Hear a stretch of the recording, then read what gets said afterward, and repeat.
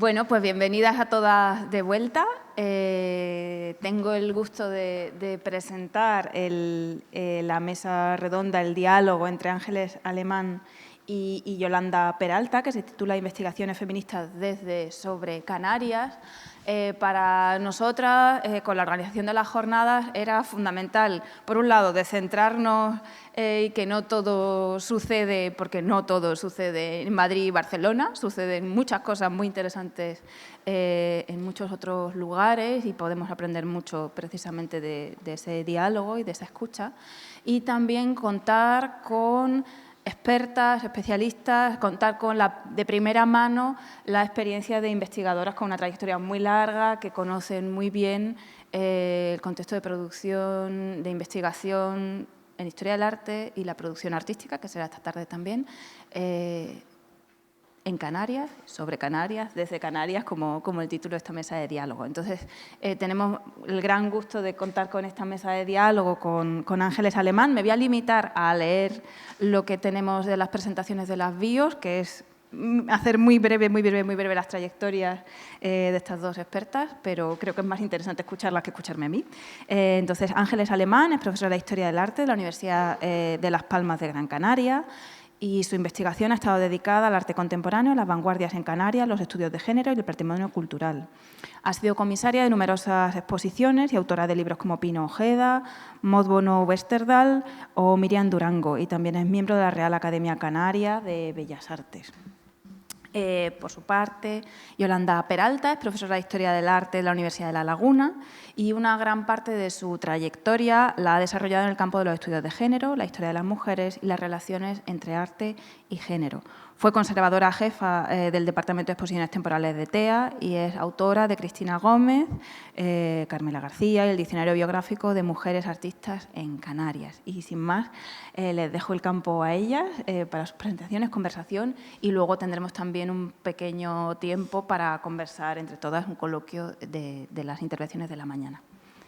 Muchas gracias. Gracias. ¿Ha encendido? A ver, sí. ¿Ahora? Sí. Sí. ¿Y este? ¿Este se me oye? Sí. Vale. Buenos días. Es un Buenos días. placer estar aquí, de verdad. Bueno, Yolanda, tú y yo hemos estado juntas muchas veces. No sé cómo lo plantearemos. ¿Se oye bien? Ah. Este no se me oye. Ahora sí. Sí. Es que me tengo que poner más Bueno, pegada a la mesa. Gracias. Yo había preparado una muy breve intervención antes de que empecemos a hablar y quería dar las gracias a David Cortés, a Patricia Mayayo y a Noemí de Haro por la invitación. Para mí es muy especial estar hoy aquí, no solo por los temas sobre los que vamos a hablar, por compartir mesa con Ángeles Alemán, sino también porque esto es una especie de vuelta a casa, ¿no? Esta que fue mi casa durante 10 años, así que bueno, estoy muy contenta y muy emocionada. Bueno, brevemente, como yo tiendo a dispersarme y a hablar mucho, dije, me voy a redactar unas breves notas y después ya te paso la palabra, Ángeles, si te parece. En esta breve intervención me gustaría situarles a finales de la década de los 90, porque es en ese momento en el que empecé a investigar sobre mujeres artistas, ¿no? A partir del año 1998 y hasta el año 2006, ¿no? Que fue el año de defensa de mi tesis doctoral, que llevó por título Mujer y arte en Canarias, mujeres creadoras e iconografías femeninas, que defendí en la Universidad de La Laguna. Lo que me interesaba era no solo analizar las representaciones femeninas en el arte,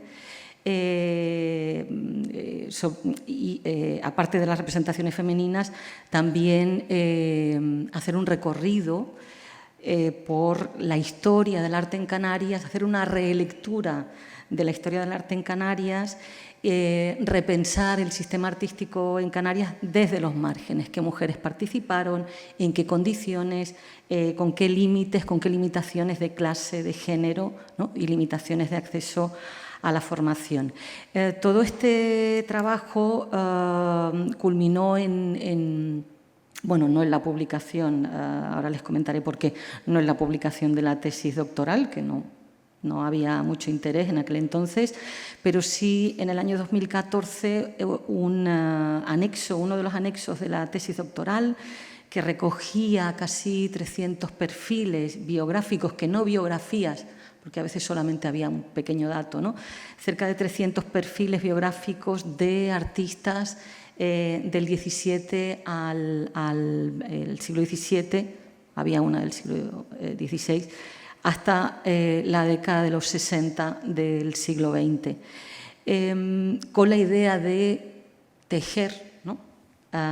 Voy a utilizar esa palabra, una genealogía en femenino, una genealogía de mujeres artistas.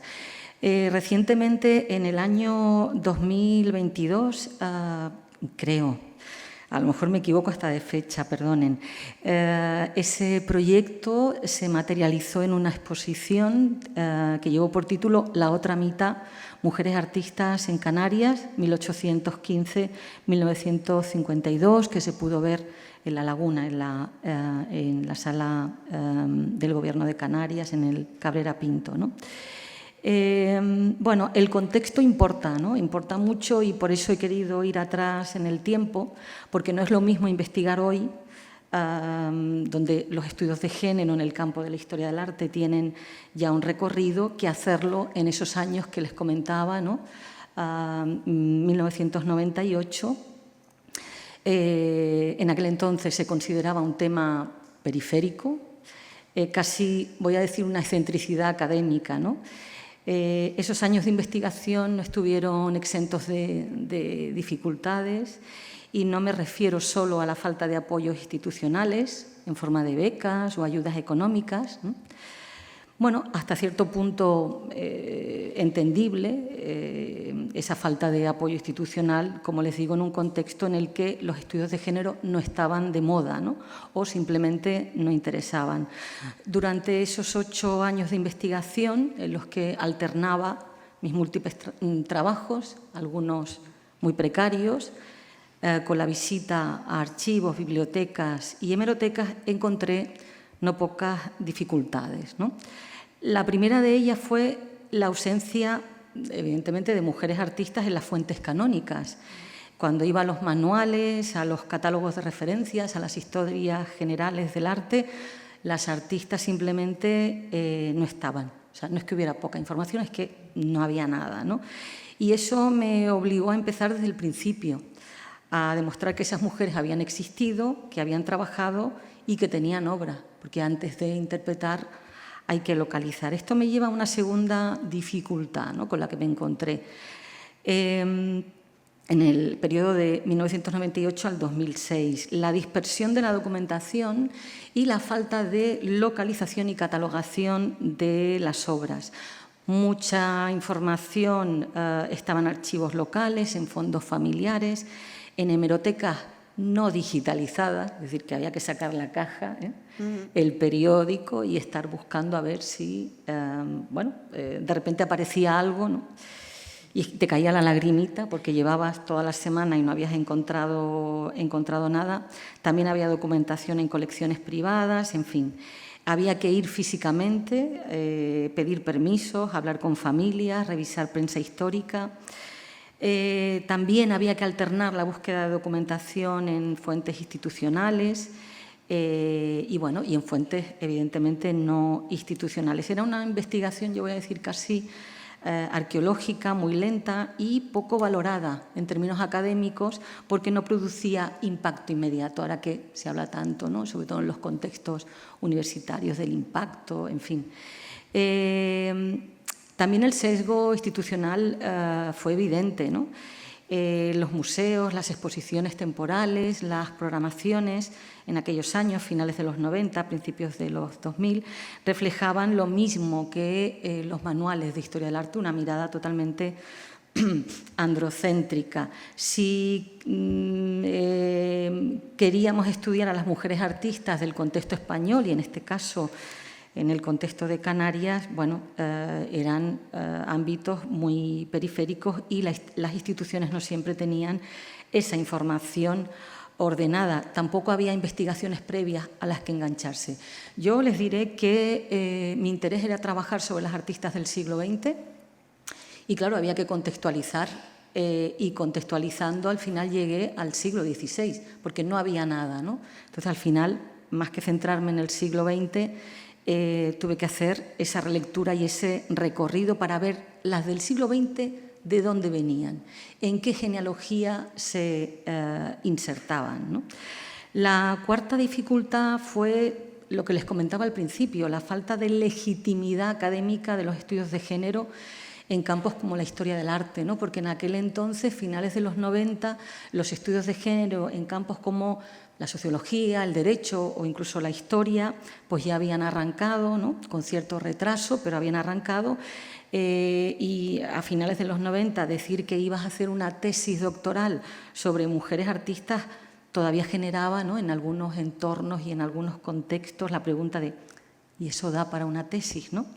Es decir, que había que defender dos cosas, ¿no?, el objeto de estudio y la metodología feminista o de género. En aquel entonces, presentarte en el marco de algún congreso o curso o jornada como una historiadora del arte feminista generaba incomodidad, ¿no?, y levantaba ampollas en algunos sectores. Bueno, hay quien incluso llegó a comentarme: tú no eres historiadora del arte ni eres nada porque mezclas la ideología con tu trabajo, ¿no? Les diría que esto ya está superado, pero lamento decirles que a veces no es así. Y he dejado para el final la quinta dificultad, ¿no?, la que nos congrega, ¿no?, estos 2 días en estas jornadas, la falta de herramientas conceptuales, teóricas y metodológicas para desarrollar mi trabajo de investigación, ¿no? Teníamos referentes, claro, pero gran parte de las publicaciones de teóricas, historiadoras y críticas de arte feministas llegaban fragmentadas, llegaban con retraso y había que ir adaptando, ¿no?, esos marcos internacionales a las realidades locales y, en este caso concreto, al contexto de Canarias, ¿no? Esta fue realmente la tarea más complicada, hacer ese trabajo de traducción metodológica a el contexto local de Canarias. ¿Cómo aplico esto que está pensado para otros contextos a estas artistas? Y para mí fueron clave los textos de, evidentemente, Linda Nochlin, Whitney Chadwick, Griselda Pollock, Estrella de Diego, Patricia Mayayo, Eli Bartra y otras muchas, ¿no? Bueno, para ir finalizando, eso era el pasado. Estas dificultades que les he comentado siguen en la actualidad, ¿no? Siguen existiendo hoy estos problemas en las investigaciones feministas en historia del arte. Bueno, en mi opinión, siguen existiendo, pero han cambiado de forma. La visibilidad, bueno, las mujeres artistas del pasado ya sabemos que no son tan desconocidas, hay más visibilidad, pero siguen existiendo lagunas cronológicas, geográficas, sociales, aunque es verdad que sabemos mucho de Frida Kahlo, de Marina Abramovic, de Artemisia Gentileschi, pero del conjunto plural de las creadoras quizá no tanto. Los archivos, otro problema. Claro, la digitalización ha mejorado mucho, ¿no? Ahora pones el nombre y ya sale todo lo que hay, ¿no? Pero si el archivo no etiqueta, ¿no?, a mujer artista, pues también estas mujeres artistas siguen siendo invisibles dentro del sistema. Hay un mayor reconocimiento de los estudios de género dentro de la academia, ¿no? Estas jornadas son un ejemplo, pero bueno, nos hallamos inmersas en un sistema que valora la indexación, los terciles, los cuartiles, la rapidez, la cantidad, ¿no? Y esto no siempre es compatible con las investigaciones de rescate, que son lentas, que son locales, que requieren de mucho trabajo de campo, ¿no? Y evidentemente sigue persistiendo algo muy sutil, la resistencia a que la perspectiva feminista sea un criterio estructural. Es decir, se admite como tema, como punto de partida, las mujeres artistas, las representaciones femeninas, pero no siempre se acepta como algo transversal, con potencial para cambiar las formas de hacer, las formas de relacionarnos con lo artístico, ¿no? O, si prefieren, las formas de escribir o reescribir la historia del arte, ¿no? ¿Qué podemos hacer? Bueno, documentar sistemáticamente, necesitamos repositorios abiertos, bases de datos cooperativas, normalizar los nombres. Lo que a mí me costó meses en el año 2002, ahora, por lo menos hoy, debería estar a un clic, ¿no? Trabajar en red, ¿no? Eso es cierto que ahora sabemos y sentimos que hay otras personas trabajando en los mismos campos, en los mismos temas, compartimos fuentes, compartimos información, ¿no? Y nos ayudamos y colaboramos, ¿no? Ese trabajo en red que hace años era inexistente. También hay que exigir a las instituciones que describan con perspectiva de género, ¿no? No es una tarea política, quiero decir, no es una tarea solo académica, es una tarea política, ¿no? Y, evidentemente, alinear la investigación feminista con los criterios de calidad actuales sin perder ese enfoque y seguir narrando la propia experiencia. Esto es lo que estoy haciendo yo ahora, mi experiencia, contar públicamente qué hice, ¿no? Porque puede ayudar a las generaciones que vienen detrás a entender por qué hoy tienen más recursos, ¿no? Es la memoria de las investigaciones sobre las mujeres artistas del pasado. Bueno, en fin, en estos casi 25 años de trabajo he sido cada vez más consciente de que el problema no era solo la falta de nombres de mujeres artistas del pasado, ¿no? El problema también era de método, de cómo buscamos, de cómo describimos y de cómo contamos. No me quiero extender más porque quiero darle la palabra a mi compañera Ángeles Alemán. Gracias. Hola, gracias Yolanda, buenos días de nuevo a Patricia, Noemi, muchísimas gracias. Bien, yo tengo con Yolanda, además hemos compartido proyectos, antes le escribí un par de cosas que ahora les voy a contar. Y quizás yo voy a contar un poco también cómo ha sido ese proceso de búsqueda de mujeres artistas, de creadoras, porque también es verdad que decir la palabra mujer antes de artista parece que estamos poniendo una etiqueta cuando no debería ser la etiqueta, porque tampoco ponemos hombre artista antes de artista.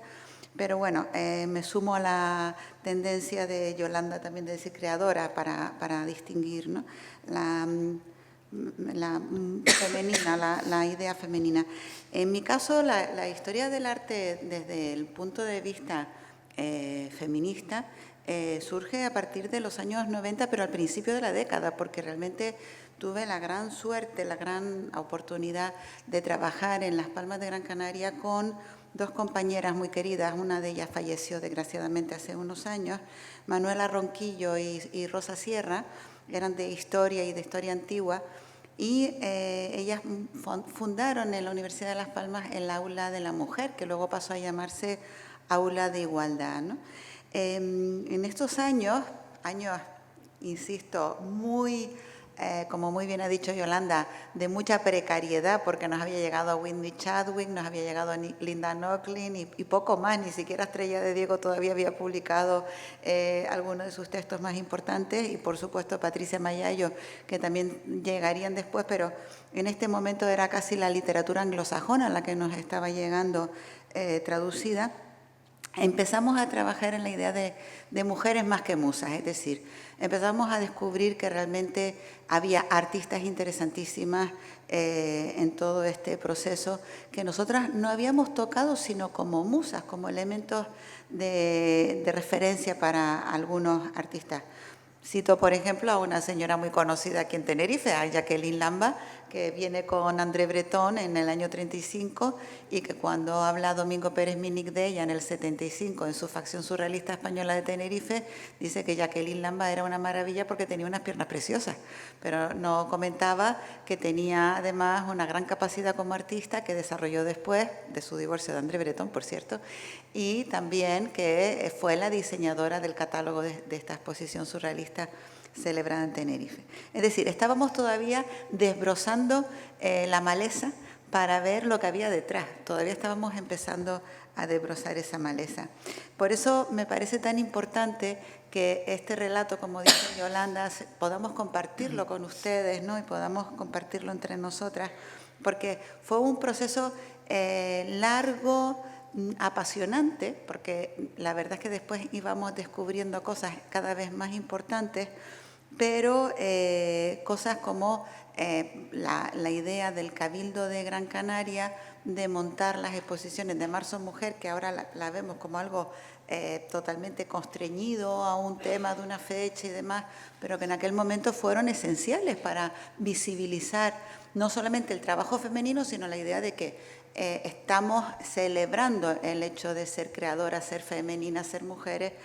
Y en este caso pues tuve la oportunidad de comisariar una de esas primeras exposiciones en el año 96 de La Pasión y otros enigmas que luego pudimos traer aquí a los lavaderos, ¿no? Y en la cual tuve la oportunidad de contar con gente tan interesante como Hildegard Hahn, una mujer de origen checo que tiene ya una edad muy avanzada, pero que en su momento fue esencial para entender en Gran Canaria el desarrollo del arte conceptual. Había sido incluso, pues ella se autodenominaba discípula de Joseph Beuys, es decir, teníamos esa posibilidad de ver nuevas perspectivas, ¿no? Desde el punto de vista artístico, o gente como Montse Ruiz, que lamentablemente no ha expuesto más, pero que tenía una obra muy, muy interesante de site specific.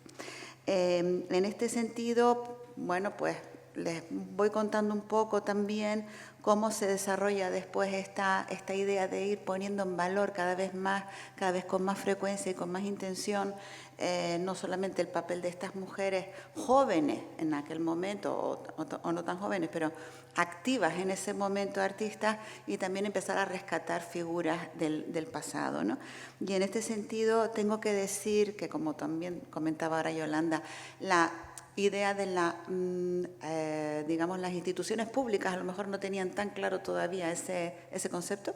Hablo del Cabildo de Gran Canaria porque era una honrosa excepción a la regla, pero, por ejemplo, ni el Ayuntamiento ni el Gobierno de Canarias tenían tan claro eso, pero sí algunas instituciones privadas o semiprivadas como la Fundación Mafre o la Fundación Caja Canarias, que hicieron posible que empezáramos a desarrollar otros proyectos. Por ejemplo, hablo ahora de una serie de seminarios en los cuales Ángeles Mateo del Pino, compañera mía de Filología Hispánica, y Victoria Galván, que actualmente es directora de la Casa Museo Pérez Galdós, etcétera, tuvimos la oportunidad de desarrollar una serie de seminarios en la Fundación Mafre.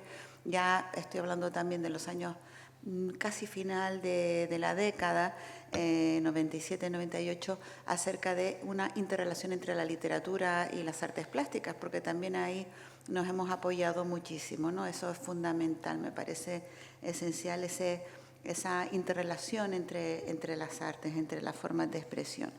En el caso bueno, pues ya avanzamos hacia la década ya de 2000 y pico y ya empezamos a ver, afortunadamente, una nueva mirada, una visión, efectivamente, de todo lo que sería la perspectiva de género, ¿no?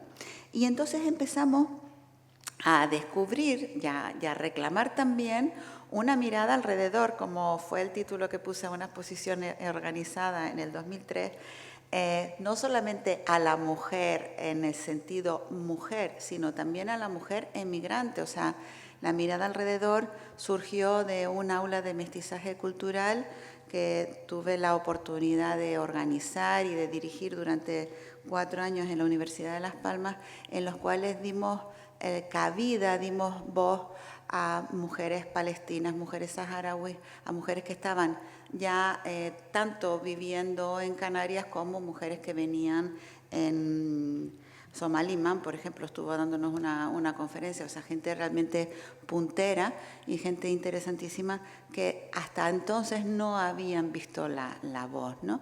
Y yo creo que en este sentido Canarias además es fundamental insistir en ese punto de interconexión, de esa tricontinentalidad que fue el eje fundamental para crear el Centro Atlántico de Arte Moderno en el año 89 y que habla, eso lo sabemos, bueno, muy bien, aquí está Teresa Correa, que ha trabajado en estas situaciones, también Yolanda, cómo solamente el mirar hacia el eurocentrismo, hacia el arte occidental, ya no vale, o sea, tenemos que mirar hacia alrededor, ¿no? Aunque evidentemente la labor es tan grande, lo que tenemos que hacer es tan grande y es una labor tan ingente que, bueno, todas las mentes y las manos son bienvenidas. Entonces, esa idea también quisiera resaltarla, no solo es, desde Canarias no solamente estamos trabajando a artistas canarias o artistas canarios también, sino también artistas que se han integrado de forma fundamental en nuestra sociedad, en nuestra cultura y que están aportando, ¿no? O artistas que beben de esa cultura también, ¿no? Como el caso de artistas que estuvieron exponiendo en la Bienal de Dakar, con lo que tuve oportunidad de estar en 2001 y que fue una experiencia realmente maravillosa.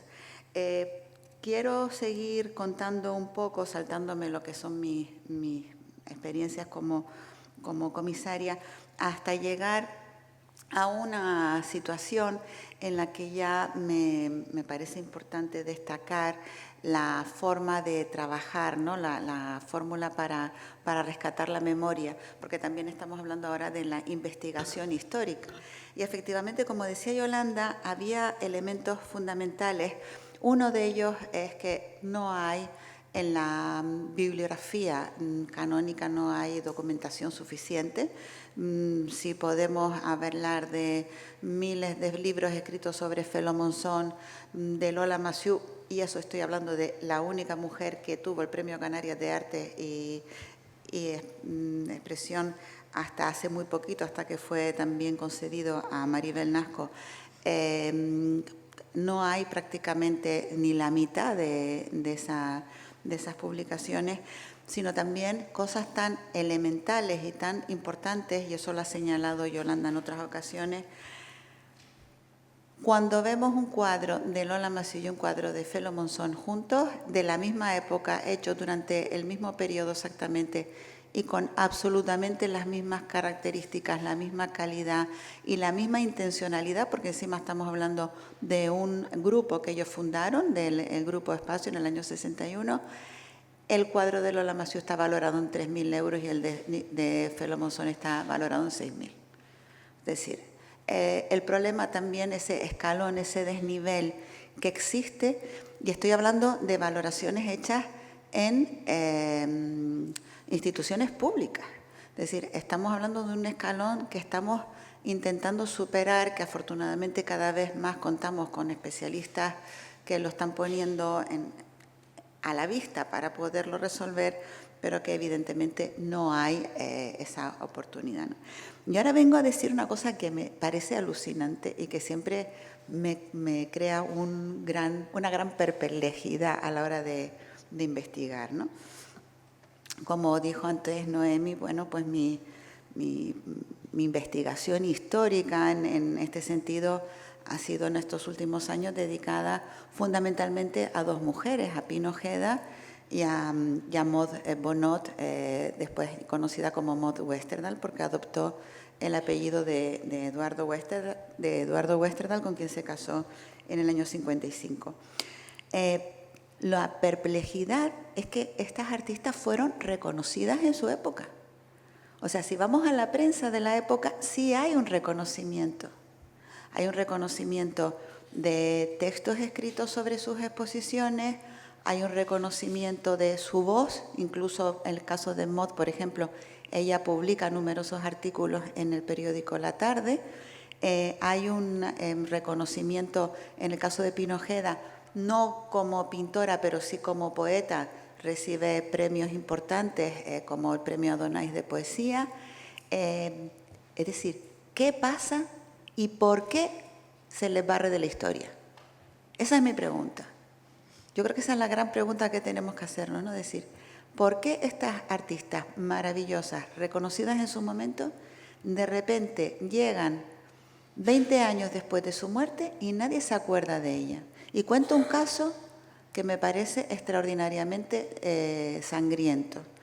Maud Westerdal o Maud Bonnot empieza a organizar una gran exposición sobre Óscar Domínguez, que había sido su primer esposo, en el año 68.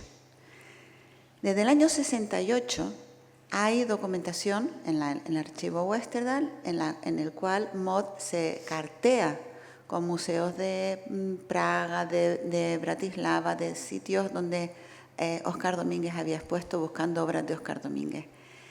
Continuamente le cuenta a su amigo Sir Roland Penrose que está muy cansada de esa dejación de las instituciones públicas españolas.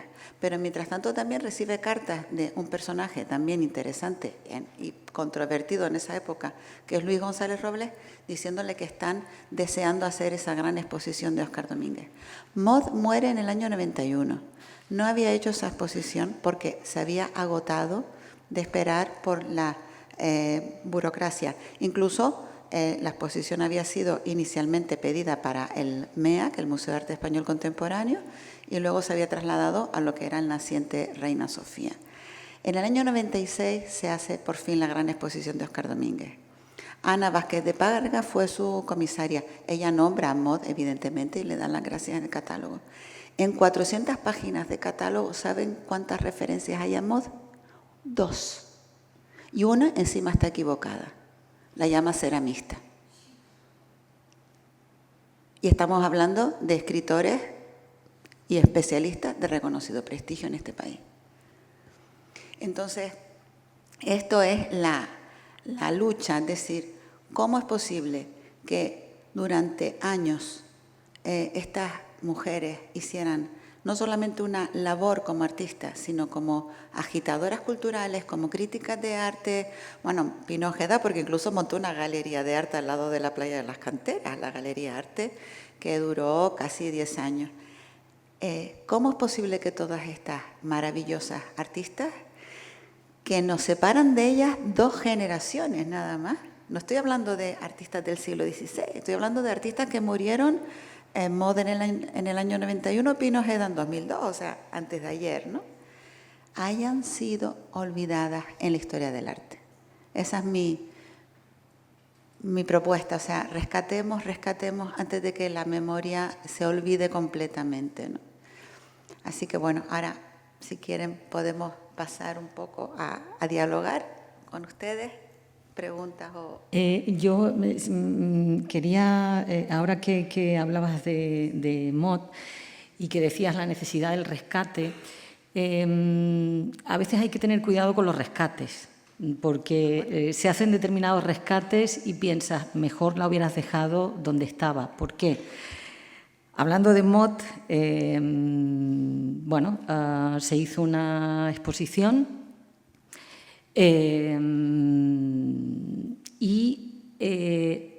todo el discurso expositivo, o gran parte del discurso expositivo, se estructuró a partir de los hombres de su vida, de Domínguez, de su relación con Domínguez, de su relación con Eduardo Westerdal, de su relación con André Breton, pero además una de las salas, la más grande, se dedicó a obra de artistas sobre los que Maud había escrito. Y la pregunta era, ¿dónde está Mot? Ese debía, no, claro, pero ese debió ser el título de la exposición. ¿Quién fue la comisaria? No fui yo, desde luego. O sea, soy inocente, soy inocente. Y a mí... hay que decirlo. A mí, yo eché en falta conocer a través de esa exposición cuál fue la aportación de Mot, por ejemplo, a su trabajo en el esmalte. Obras de otros artistas que trabajaron el esmalte para ponerla a ella en ese contexto, no articular toda esa labor de rescate, hacer un recorrido por su vida y el eje vertebrador, sus relaciones personales.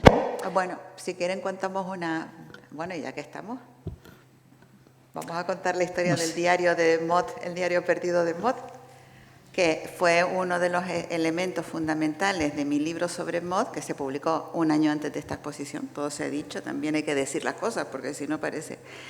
Y la persona que comisarió esta exposición tuvo la oportunidad de tener ese diario en la mano, no lo leyó, no se molestó, y lo puso como objeto en la exposición. Entonces, claro, pero bueno, me parece...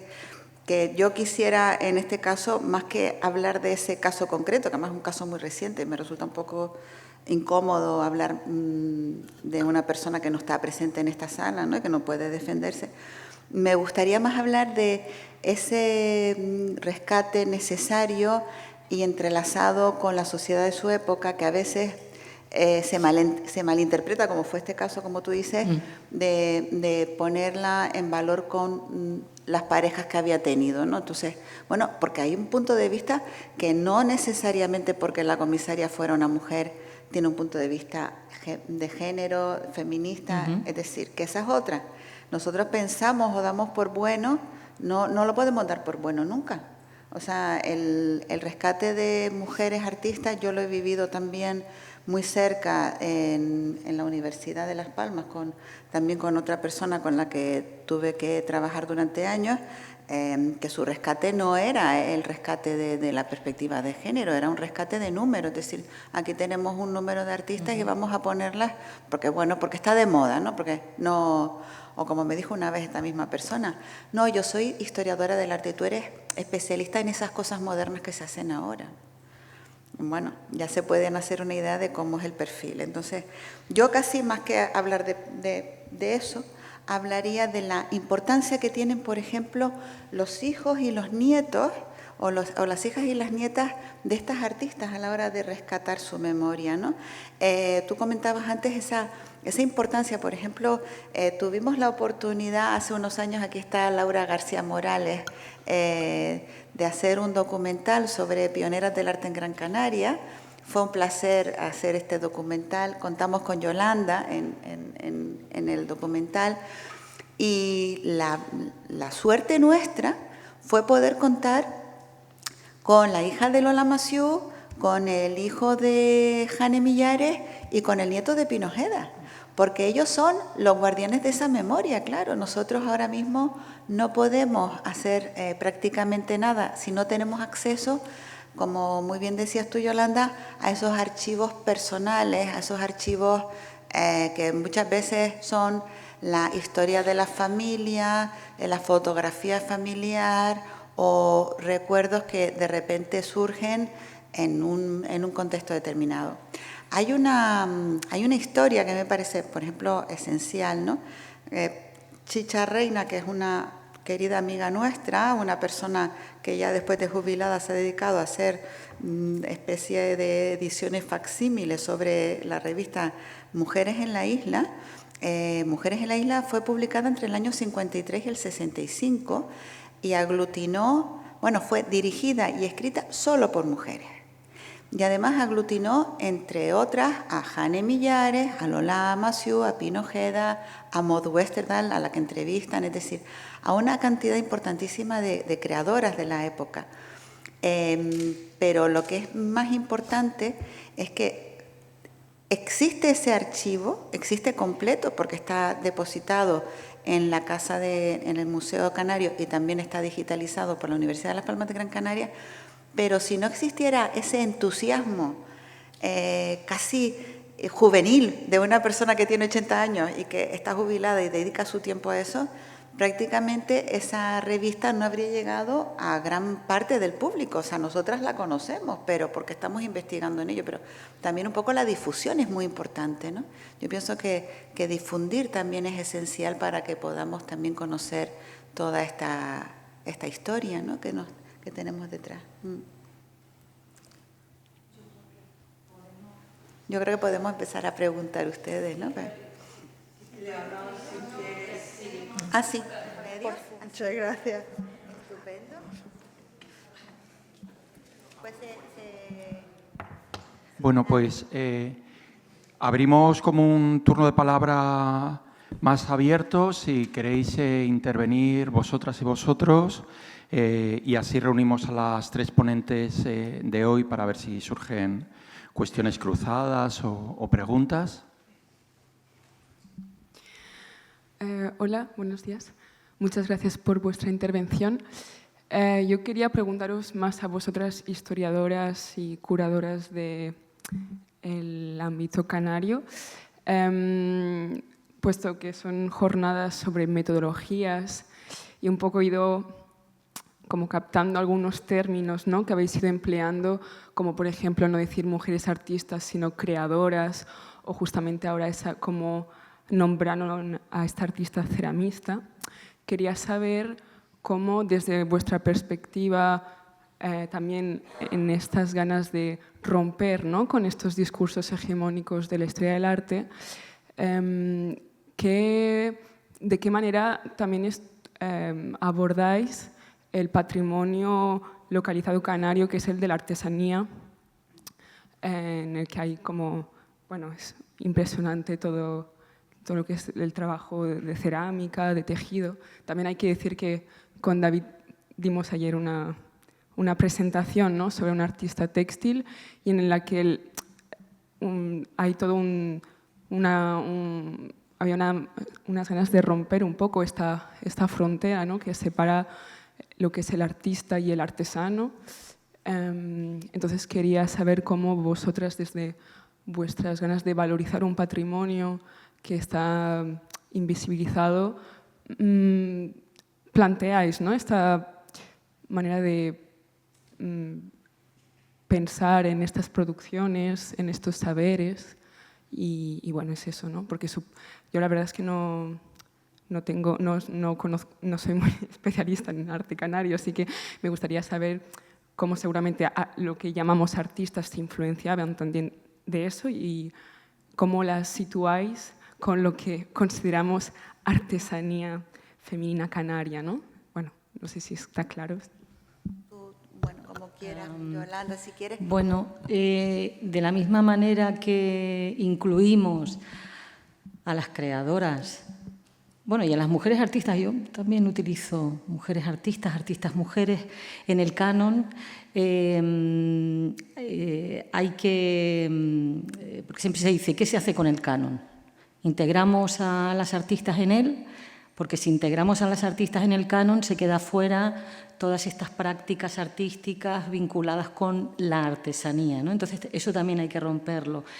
Y en ese sentido, y intentando contestar a tu pregunta, para no enrollarme, en el año, creo que fue en el año 2013, justo aquí en TEA comisarié una exposición que se llamaba Hilos y tramas, homenaje a Penélope, en el que intenté establecer una genealogía de creadoras y creadores que venían trabajando en estas prácticas artísticas textiles. Conectando con artistas con las generaciones actuales, Adasa Santana, Idaira del Castillo, Cristina Gámez, Juana Fortuny, y conectándolas con, por ejemplo, algunos trabajos con cuerdas de Jane Millares, y aquí está Laura García Morales, especialista en la obra de Jane Millares. Los trabajos de Pepe Dámaso también, que él incorpora a sus obras elementos textiles. Los tapices de Juan de la Cruz, ¿no?, que él se formó en Barcelona. en la elaboración, ¿no? en el trabajo con los tapices. Es decir, que si seguimos utilizando las mismas categorías y los mismos parámetros, las creadoras nunca van a tener hueco en el canon artístico, ¿no? Por tanto, bueno, ya se habrá hablado, el criterio de calidad, por supuesto, hay que dejarlo fuera. ¿Esto tiene calidad o no tiene calidad? Bueno, y tampoco se trata de demostrar que las artistas han sido las auténticas y únicas protagonistas de la película, tampoco es eso, ¿no? Pero es contar la historia del arte, recuperar a las artistas, que las artistas actuales, porque eso es uno de los grandes problemas, no tienen referentes. En el contexto de Canarias, hablando con artistas, decían, no, es que mis referentes son artistas extranjeras, o sea, aquí es que no conozco a las artistas que han desarrollado su trabajo en Canarias. Y en ese caso concreto, ¿no?, de las prácticas artísticas vinculadas a lo textil o a la cerámica también, ¿no?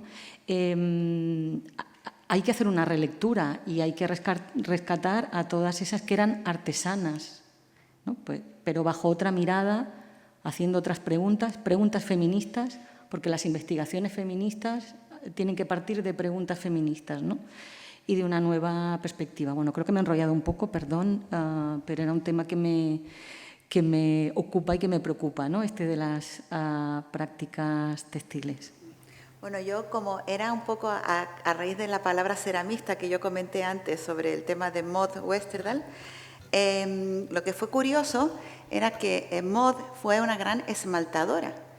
Y tengo que contar que, de hecho, una de las cuestiones que ha ocurrido también es que para integrarla en la Biblioteca de Artistas de Canarias, hace ya años, o sea, en el año 2020, justo antes de que empezara el confinamiento, estuve intentando convencer al director de la biblioteca para que integrase a Maud, porque me parecía fundamental, y lo que me decía era, no, pero es que Maud no era artista, era esmaltadora. O sea, y ahora resulta que sí la ha integrado finalmente, pero con otra persona, ¿no? Pero el caso es que hasta ese punto la división entre artesanía y arte ha pesado y sigue pesando actualmente. Pero cuando yo hablé lo de ceramista era porque me dolió enormemente el tono de desprecio con el que el autor de ese artículo, que sé perfectamente quién es y cuál era la relación que tenía con Maud, que era muy negativa, hablaba de Maud, es decir, hablaba de Óscar Domínguez ampliamente, deteniéndose en todo tipo de elementos circundantes de Óscar Domínguez, como el famoso hecho del ojo de Víctor Brauner y después su acromegalia y su premonición y demás, pero simplemente decía, estuvo casado con Maud, que era ceramista, ya está. Y tú dices, pero vamos a ver, si Maud es la que introduce a Óscar Domínguez en el uso del esmalte, porque ella, que era limusina, había aprendido en Limoges, en su Limoges natal, las técnicas del esmalte.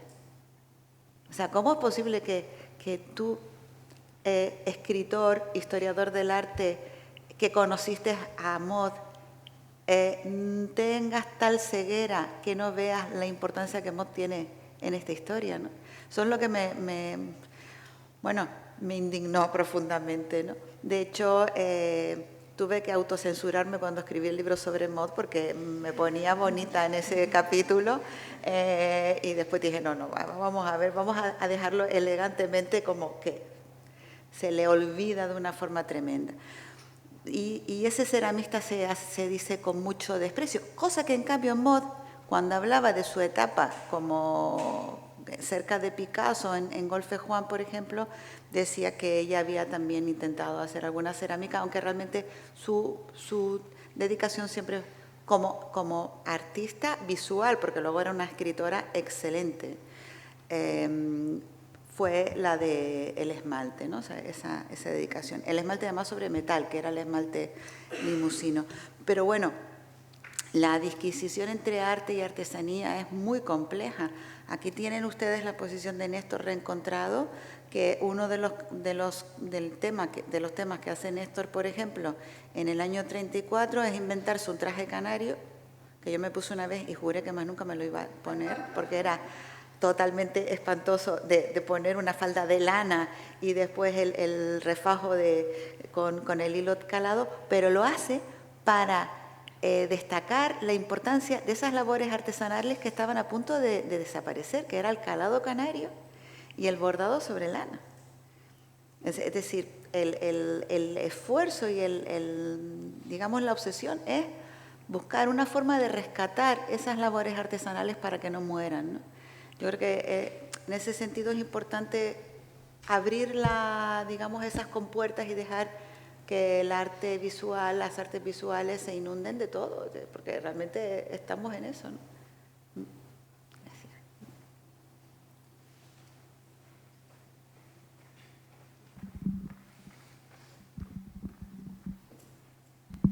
Bueno, muchas gracias, muchísimas gracias por vuestra estupenda, interesantísima mesa redonda que creo que ha traído muchísimos temas con los que me identifico y ahora iré a eso. Tengo preguntas primero para Leonor y también para vosotras dos. En el caso de Leonor, claro, me ha resultado interesantísimo en tu conferencia, ¿no?, la finura y sutileza con la que presentas las complejidades, ¿no?, de las distintas negociaciones, posiciones individuales, etcétera, por parte de las mujeres, ¿no?, en esa tensión de negociación constante. Y algo que me ha interesado mucho es el análisis que has hecho de algunos de esos testimonios, ¿no?, o declaraciones, porque, claro, las que hemos estudiado el trabajo de mujeres artistas, vemos que en distintos contextos hay elementos que se repiten, ¿no? Y un elemento muy importante tiene que ver con ese doble discurso, ¿no? Y esto no solo ocurre en mujeres que trabajaron en contexto de dictaduras como la portuguesa o la española, sino yo hace mucho tiempo tuve ocasión de escribir un texto sobre Barbara Hepworth, ¿no?, que es una artista aparentemente muy exitosa, etcétera, y todo el rato me encontraba con ese doble discurso en el sentido de que ella en privado, ¿no?, se quejaba amargamente de todas las trabas a las que había tenido que enfrentarse como mujer artista, ¿no?, de cómo se la había juzgado como madre, cómo había pesado mucho la etiqueta sobre su carrera, y sin embargo todas las declaraciones públicas tenían que ver con, primero, yo no he experimentado absolutamente ninguna dificultad por el hecho de ser mujer, no me identifico para nada con esa categoría de mujer artista porque yo soy artista a secas y el arte no tiene género, etcétera. Y es algo que nos encontramos constantemente en las mujeres de determinada época, bueno, yo creo que hasta los 70 probablemente, hasta la segunda ola del movimiento feminista, y que probablemente tiene que ver con esa necesidad de supervivencia, ¿no? Y con lo que pesaba esa etiqueta de mujer artista, y la única forma de poder legitimarse era el zafarse de la etiqueta, ¿no?, y el pretender acceder como a ese espacio de universalidad que en realidad estaba profundamente generizado, ¿no?, que era el espacio del arte.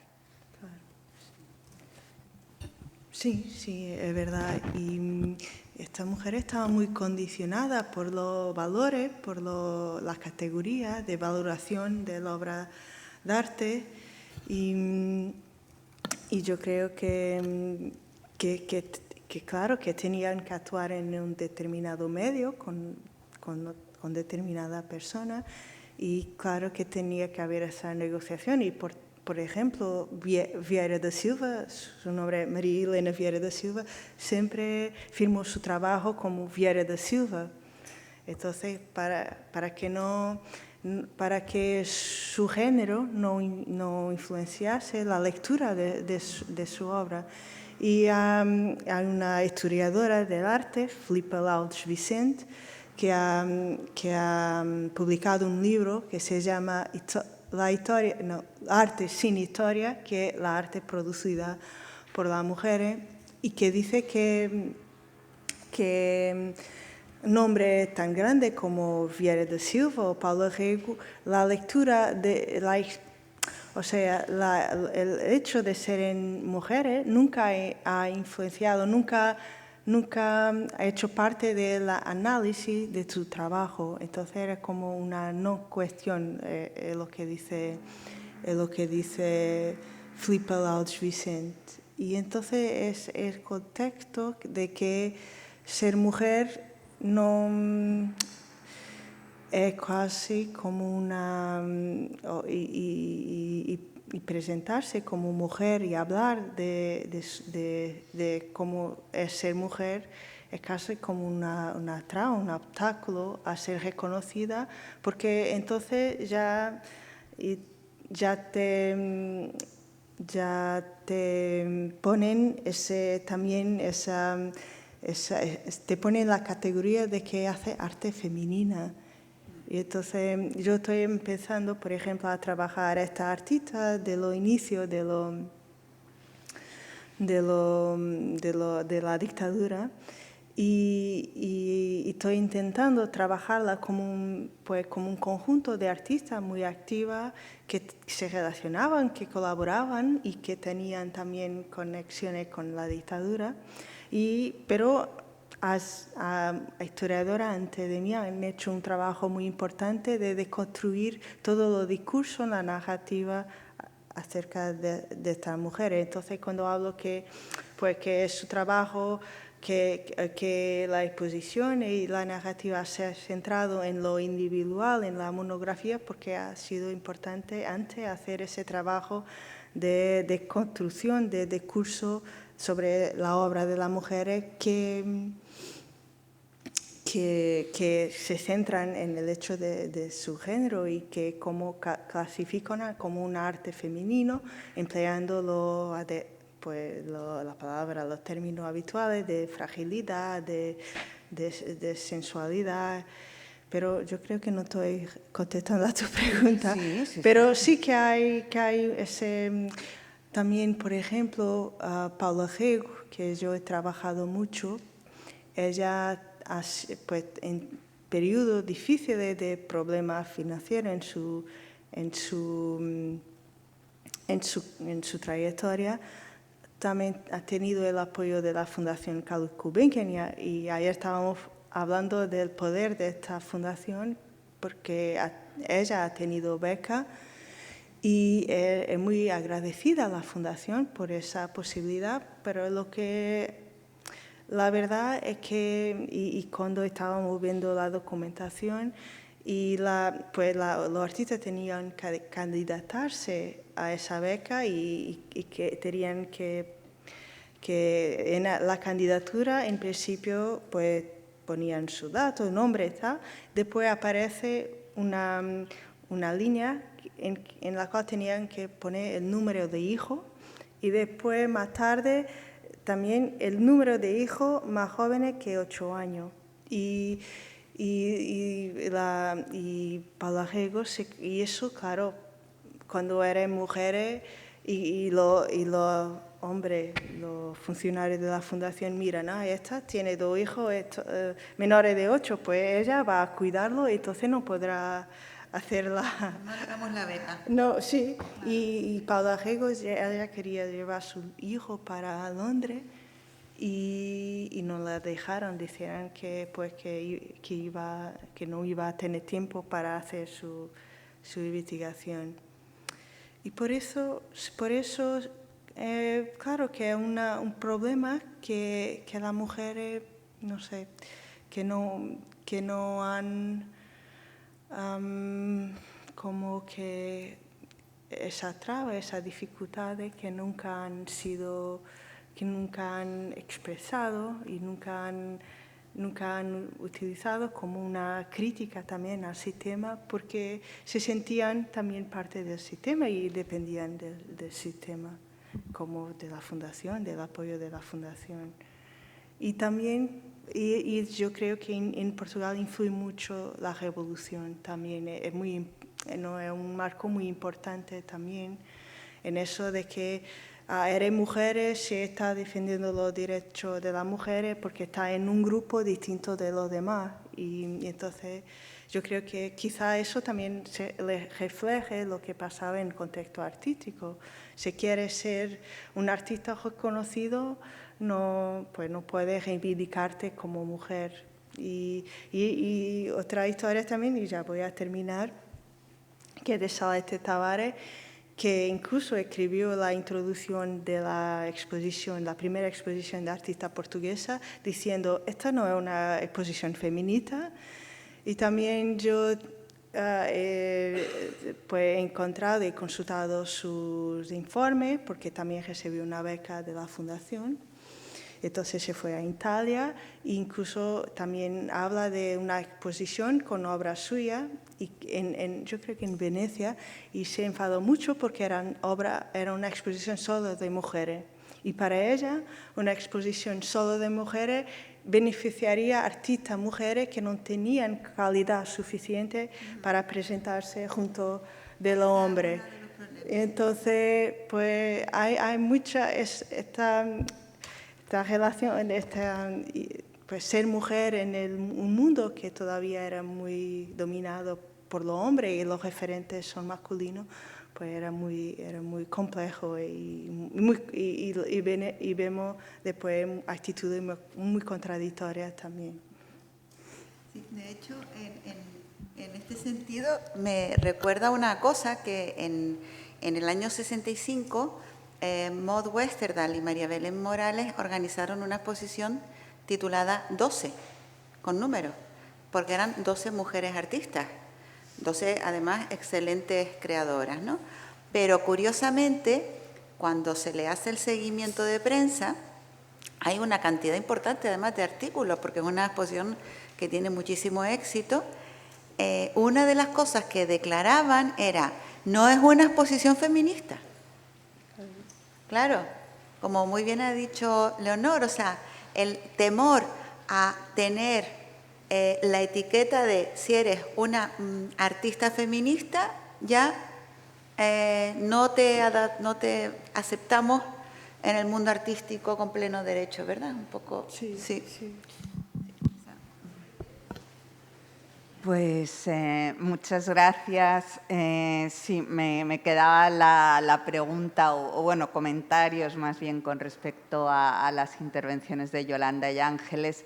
Bueno, en primer lugar, os agradezco muchísimo esa memoria que habéis hecho, ¿no?, de cómo era investigar en los años 90, porque claro, me identifico plenamente por edad con ese momento, y porque además creo que es una década esencial en un giro historiográfico muy importante en España hacia la introducción de las perspectivas feministas en la historia del arte. Porque, claro, ¿qué teníamos antes? Realmente, prácticamente el único texto era el texto de Estrella de Diego, ¿no?, la 400 mujeres... Sí, 400 olvidadas y alguna más. Y alguna más, sí, que era del 87, o sea, tampoco es que fuera muy anterior, pero, claro, todas teníamos que mirar los referentes fuera.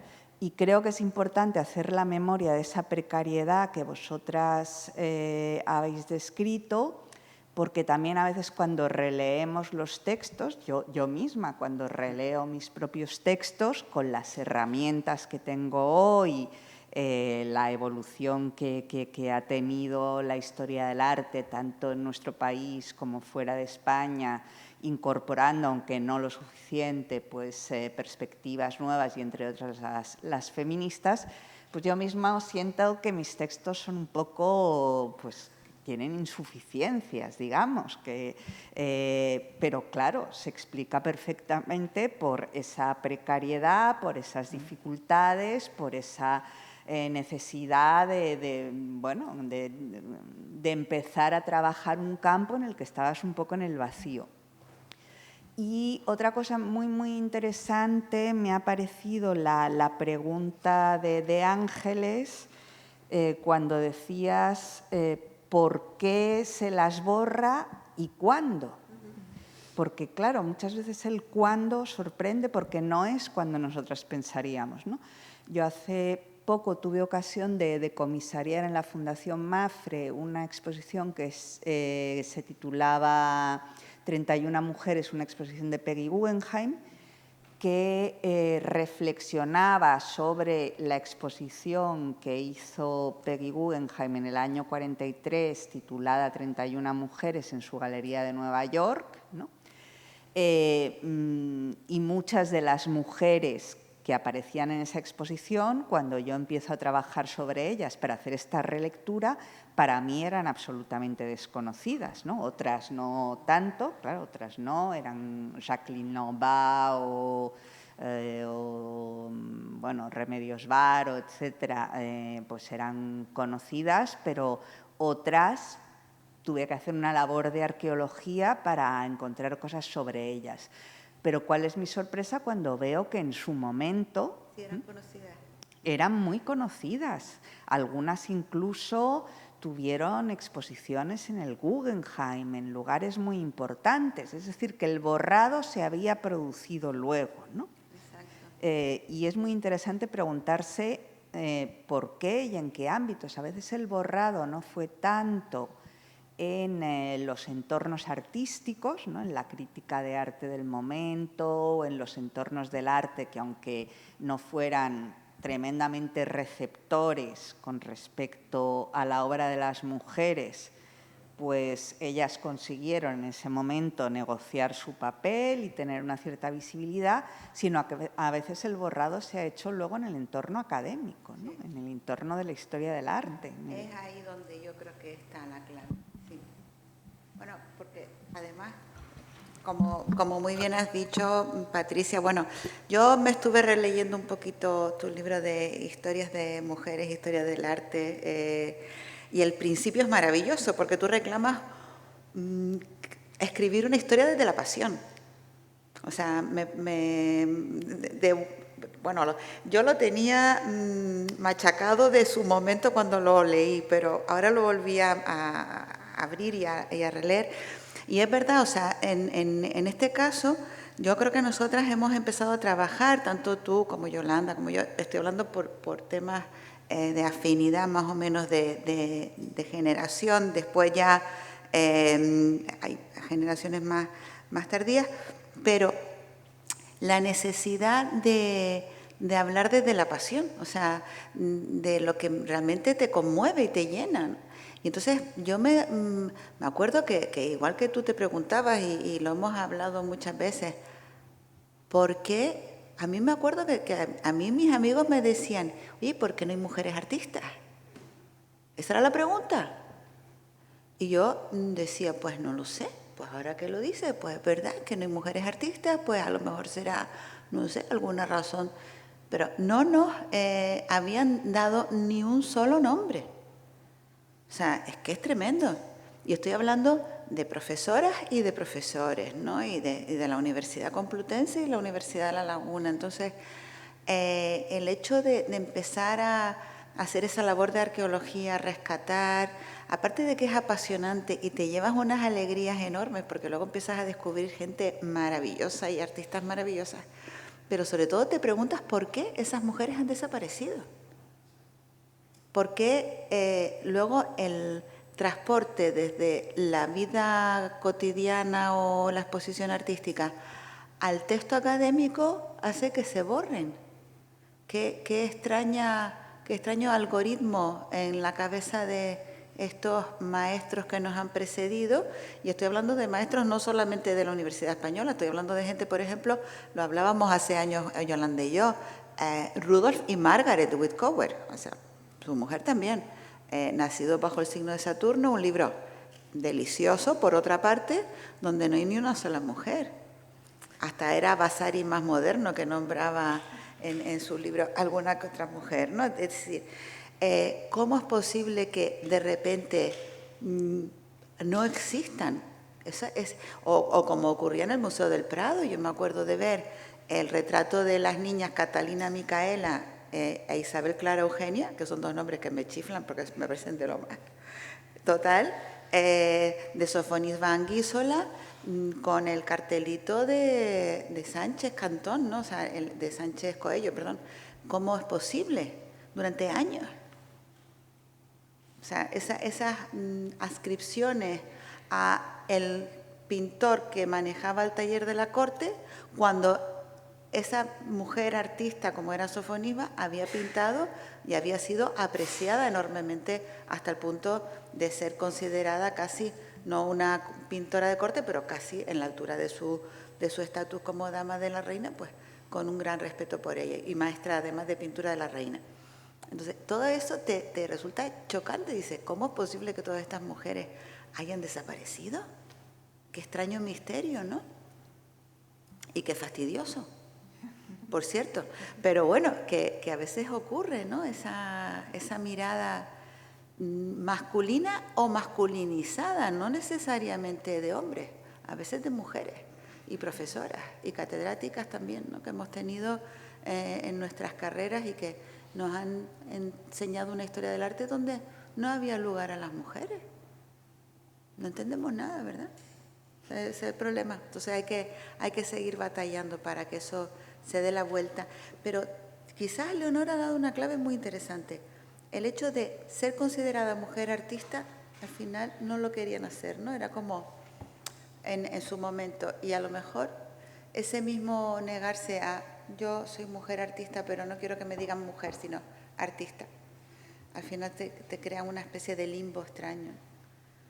Es un tema que a mí me parece apasionante, pero que no tenemos contestación todavía, ¿no?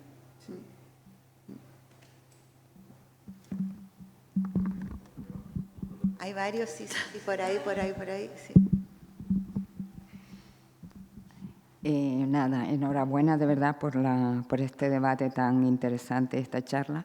Yo, a propósito de lo que te preguntabas ahora, Ángeles, de por qué las artistas a lo mejor rechazaban el autorreconocerse como feministas,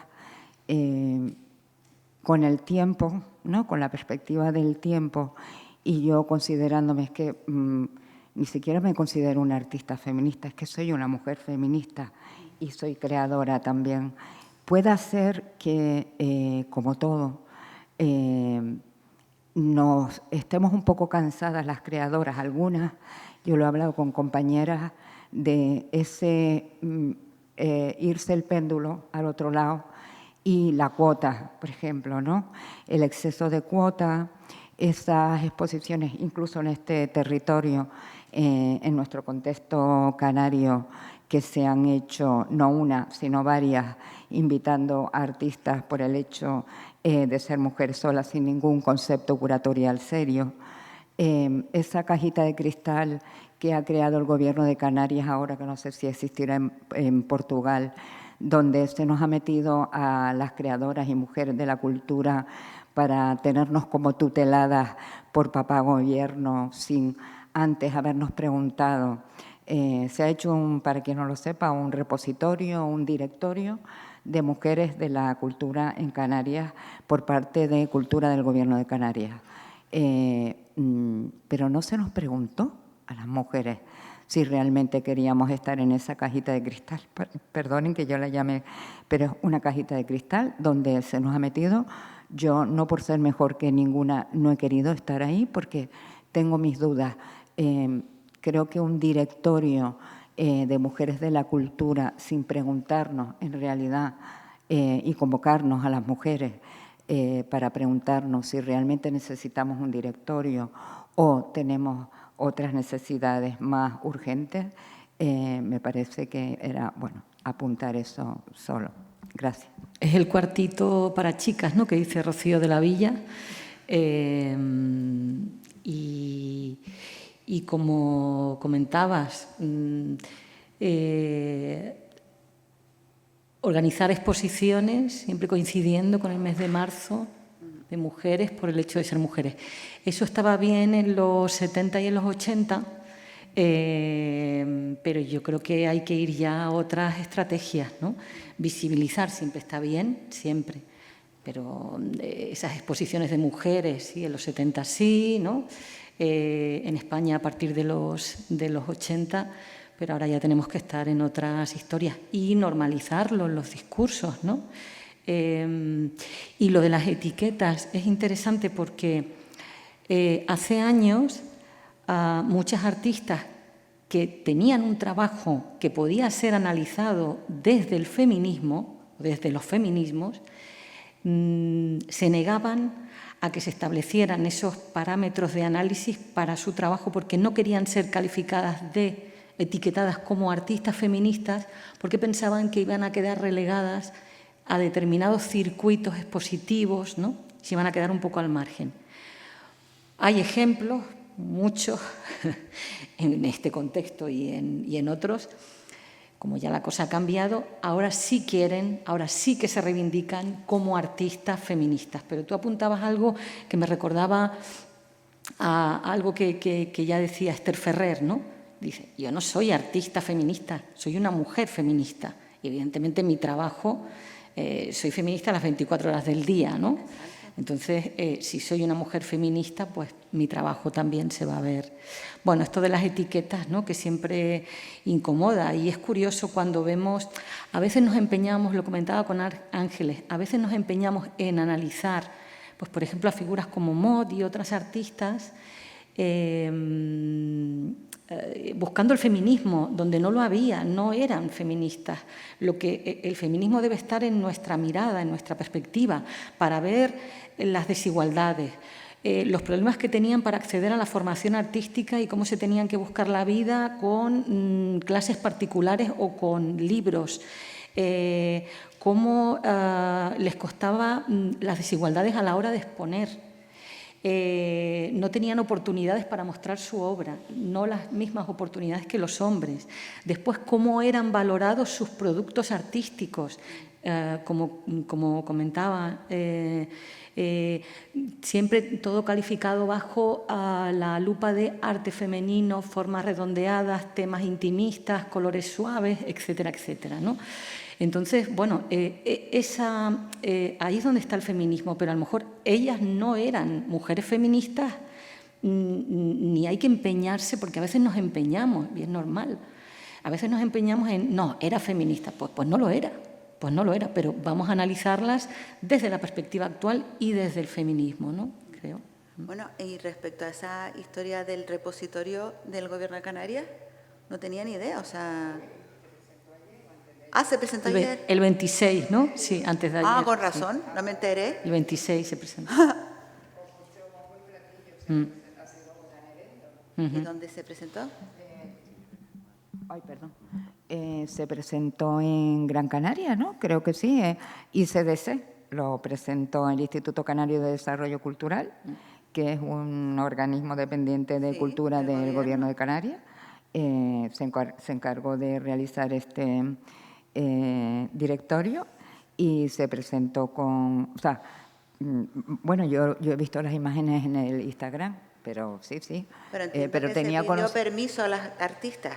No, o sea, te invitaban a las creadoras y a las mujeres de la cultura en general a formar parte de ese directorio, enviando tu información, etcétera, etcétera. Buena idea. Estaba en otra dimensión. Yo estaba presentando el libro de Marta Mariño, precisamente. Pero vamos, Bueno, buenos días, muchísimas gracias a todas, muy interesante. Yo quería volver un poco a lo que decíamos antes, ¿no? ¿Cuándo y por qué se produce este borrado de las mujeres?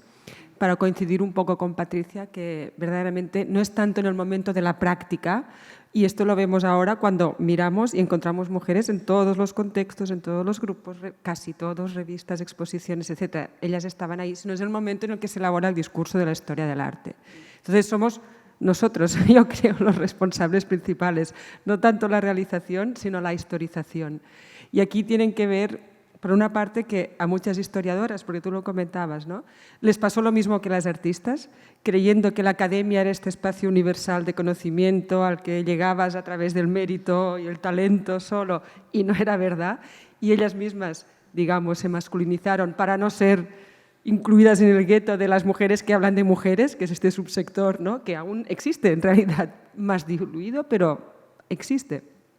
Pues muchísimas profesoras que hemos tenido nosotras, siendo maravillosas, no querían ser estas mujeres que hablan de mujeres. Entonces, que es lo mismo que hacían las artistas, ¿no? Pero, yendo al porqué, y aquí no me voy a alargar, pues sería muy largo, pero sí hay algunas ideas al respecto, y cuándo, ¿no? ¿Cuándo pasa este borrado de las mujeres? Pasa en gran parte cuando se empieza a escribir la historia del arte moderno, esto lo ha investigado Griselda Pollock y otros, porque el discurso de la modernidad, por muchas razones, es muy masculino y la mayoría de producciones de las mujeres no encajan, ¿no?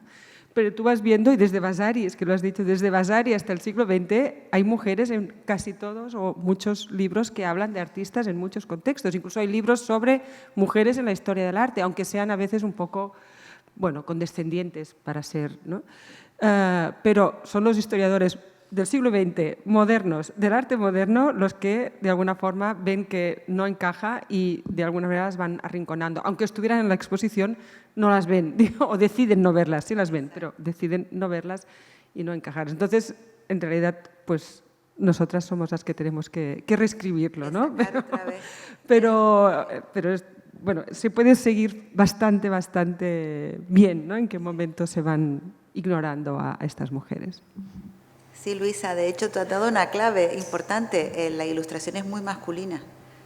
Es tremendamente machista, aunque tenemos a dos mujeres extraordinarias que son Mary Wollstonecraft y Olympia de Gouges, que son las primeras mujeres que publican, además, a finales del siglo XVIII, su vindicación de los derechos de la mujer, pero realmente la ilustración es muy masculina. Y si no, me acuerdo ahora de ese cuadro tan interesante de la Real Academia de Bellas Artes de Inglaterra, ¿no?, donde aparecen Mary Moser y Angelica Kauffman en sendos retratos en la pared, porque están en la clase de desnudo, ellas no pueden estar presentes, pero son académicas, y los que están son todos los académicos estupendamente sentados y de pie y mirando a un modelo desnudo, pero ellas dos aparecen objetualizadas, o sea, absolutamente, ¿no? Aparecen como dos retratos que además son casi dos camafeos en la pared.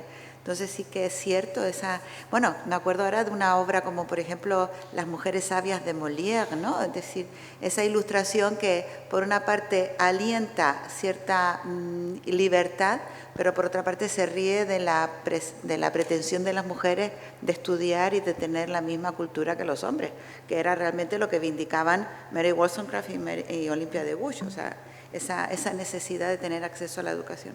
Y es verdad, no lo había pensado, pero tienes una gran razón. Yo creo que ese es el punto clave, ¿no?, de la ruptura del relato. Pero luego volvemos a tener el mismo problema en el siglo XX.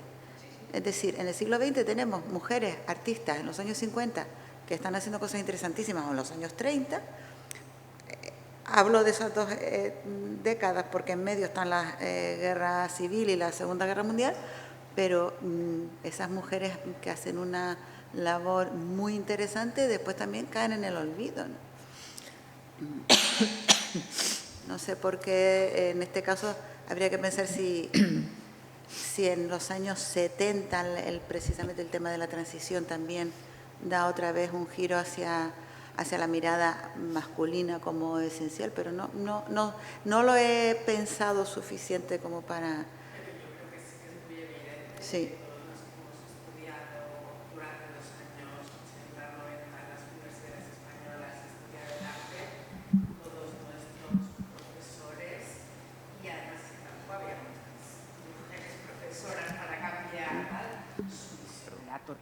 Su visión era totalmente una historia de hombres con algunas excepciones, pero además como nunca daba tiempo para dar todo el temario, ¿no? Pues, pero a mí nunca me mencionaron ni a la Gentileschi, o a lo mejor la nombraban, pero no la analizaban. Maruja Mayo, pues era como casi, bueno, como una figura que fue un poco importante en los años 20 y tal, pero luego, o sea, nada. Y y ellos no hablaban, realmente no tenían ningún interés, ¿no?, por tener posiciones. Pero es que ni siquiera tenían interés en entrar en el siglo XX. Exacto. Porque fíjate bueno. que yo, por ejemplo, pienso ahora en un profesor maravilloso y rompedor como era Ángel González, que fue después mi director de tesis, y llegábamos a los futuristas italianos. Exacto. O sea, no iba más allá. No se metían en esos jardines de lo que estaba ocurriendo en aquel momento, que además era interesantísimo, en los años 80. O sea, él, me acuerdo que además tenía una frase que me acuerdo por supuesto porque era muy característica de él, ¿no? Decía, yo si fuera crítico de arte sería cristiano tardío, porque a los primeros cristianos se lo comían los leones. Entonces, era un poco decir, yo me quedo en los futuristas italianos, me quedo en los años 20 del siglo XX, que es una edad estupenda, y ya está. Siempre porque era si nos así. metemos en los jardines o en los berenjenales de lo que se está ocurriendo ahora, me van a comer los leones, ¿no? Esa era un poco la Sí, idea. no sé, yo con Juan Antonio Ramírez tampoco nunca llegaba a, digamos, a periodos más contemporáneos. Es verdad que yo debo decir que cuando inicié mi trabajo sobre historia de mujeres artistas, nunca me puso al menos problemas en ese sentido, pero desde luego ellos no lo enfocaban. No se atrevían. Yo creo que era... eran hombres. Y eso ¿no? que Juan Antonio era un tipo, yo creo que más arriesgado, porque Corpus Solus es un libro que me parece muy valiente y muy esencial. Sí, totalmente, o sea, pero tenían esa, digamos, esa barrera, una barrera que les impedía lanzarse, ¿no? Sí, y en los momentos, eso, Patricia, tu texto de introducción a genealogías feministas, te puedes medio reír de lo grotesco que realmente es leer las aproximaciones de todos ellos al trabajo de mujeres artistas. Es decir, que cuando empiezan a nombrarlas y decir, bueno, como tú decías, Yolanda, mejor no las hubieras nombrado porque las categorizaciones con las cuales se aproximan, etcétera, son leídas hoy de vergüenza ajena, literalmente, ¿no? O sea, que no solo fue literalmente, como ayer también decía Sergio y yo, el sufrimiento de un espacio donde toda esa producción estaba literalmente oculta, pero es que cuando se ponían a hablar de ello o cuando lo utilizaban aún peor, ¿no? Me acuerdo de la exposición de cómo era la figura de mujer, la mujer en el arte de Goya o algo así, de Paco Calvo, aquello también era terrorífico porque era insistir en los peores tópicos, literalmente, ¿no? De lo asociado a una cuestión de género.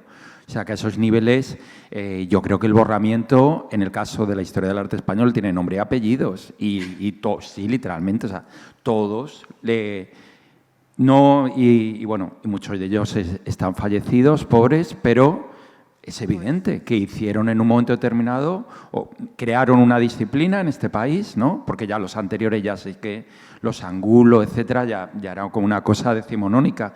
Pero, digamos, esa oportunidad que en un momento determinado tuvieron de escribir otra historia, la escribieron desde este punto de vista, desde el peor de los lugares, ¿no?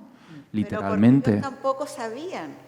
Claro, porque ellos eran a su vez discípulos de los Angulo, Iñiguez y compañía. Es decir, el problema es que ellos perpetúan y digo ellos porque generalmente, como muy bien han dicho ustedes, casi todos, porque yo recuerdo a Carmen García Ormachea, que me dio clase de Historia del Arte Indígena maravillosa, que hablé el otro día con ella después de un montón de años, ¿no? Y me encantó saber que está estupendamente, pero realmente casi todos eran hombres y es verdad que ellos perpetúan lo que habían aprendido. Yo creo que ellos perpetúan, pero también, digamos, es muy importante esa primera figura de Estrella de Diego en este sentido, porque por lo menos a ella yo creo que algunos de ellos sí que la respetaban mucho, pero era como, no, estas cosas solo las habla ella, ¿no? Como que ellos ya se quitaban tal y eran cosas que solo, efectivamente, las que empezábamos en aquellos años, ella era... En el ejemplo, digamos, de la península, el único referente que podíamos tener, ¿no? Y todo lo demás era realmente ejemplos anglosajones. Efectivamente, era el mundo anglosajón el que nos estaba dando un poco de aire. Era lo que nos traía, sí. Bueno, yo por introducir una voz de otra generación en el debate, sencillamente daros las gracias porque pues, todo ese camino tortuoso, ¿no?, que atravesasteis nos ha facilitado muchísimo el trabajo a las que hemos venido mucho tiempo detrás, ¿no? De hecho, ha sido un placer escucharos a las tres con Leonor. Bueno, una maravilla ver obras súper potentes que no conocía y además he escrito un montón de cosas porque es que encontraba paralelismos todo el tiempo, ¿no?, con un montón de artistas españolas que creo que son interesantísimos, ¿no? Y luego a Yolanda y Ángeles, también creo que habéis incidido en un montón de puntos, ¿no?, metodológicos que hemos ido comentando estos días y que siguen siendo preguntas, ¿no?, que hoy son pertinentes y todavía incómodas, ¿no? Y sobre esta cuestión que comentabais del vida, si queremos, ¿no?, del victimismo, de esta negación, ¿no?, del feminismo, de inscribirse en la categoría mujer artista. Creo que es muy interesante en este sentido la metáfora de Bourdieu, justamente del campo, ¿no?, porque quizá esa categoría está instalada en la periferia de ese campo y ellas, ¿no?, sobre todo las que sí fueron reconocidas en su momento, lo que quieren es posicionarse dentro del campo, ¿no? Entonces, creo que esa huida, ¿no?, de la victimización también se entiende muy bien en el marco, ¿no?, de esa metáfora. No sé si quizá estás de acuerdo, ¿no? Pero es verdad que es una cosa que yo también veo en artistas jóvenes de ahora, ¿no?, que se sienten incómodas en exposiciones de mujeres o en este tipo de exposiciones, ¿no?, que encasillan quizá, en lugar de proponer quizá reflexiones nuevas, ¿no?, en este sentido. Y bueno, pues nada, sencillamente daros las gracias. Bueno, yo cuando he intervenido nos he dado las gracias, que también me han parecido vuestras charlas, comentarios muy inspiradores. También me he sentido muy reconocida en muchas de las cosas que habéis dicho. Y retomando otra vez también el tema de las etiquetas, en realidad yo desde luego creo, me identifico también mucho con lo que comentaba Yolanda sobre este tema. La posición que ahora a mí me parece desde hace ya mucho tiempo más, digamos, moderna en el buen sentido de la palabra, es que efectivamente yo entiendo perfectamente, creo que hay que hablar de artistas. Una cosa es catalogarse como artista y otra cosa es que luego cuando se analiza la obra de ese artista, si tiene efectivamente un marco feminista, pues tienes que hablar de ello. Pero digamos como artista, o sea, yo puedo entender perfectamente, y si yo fuera artista, tampoco querría que se me viera simplemente por esa otra parte, porque ante todo, por un lado, puedo ser mujer o lo que sea, pero soy artista. Pero si evidentemente mis ideas son feministas, lo que no puede ser lógico es que luego, cuando me metan en ese grupo, disuelvan esa capa. Ahí está el problema, ¿no? Gracias, gracias. Muchas gracias.